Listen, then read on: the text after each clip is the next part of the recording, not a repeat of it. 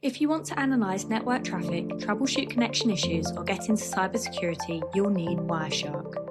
In this video, I'll show you exactly how to install Wireshark on Windows 11 step by step the correct way. Step 1. Download Wireshark.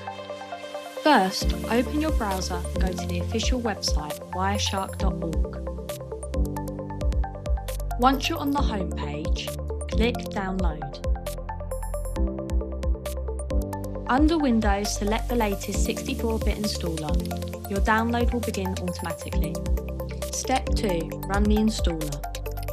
Once the file was downloaded, open the Downloads folder and double-click the installer. If you see the User Account Control prompt, click Yes. The Startup Wizard will open. Click Next to begin. Review the license agreement and click Noted.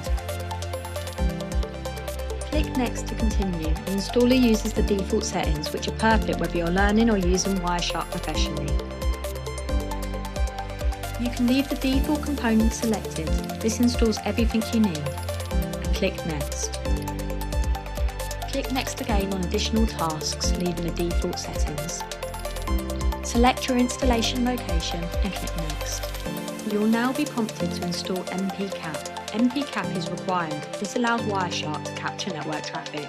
Make sure you install Npcap by clicking Next. Leave the other settings as default and click Install. The installation will begin. Click I agree to the Npcap license agreement. Leave the installation options as default and click Install. Npcap will now begin to install. Click Next to continue and then Finish to continue with the Wireshark installation. Click Finish to complete the installation. Step 3. Open Wireshark.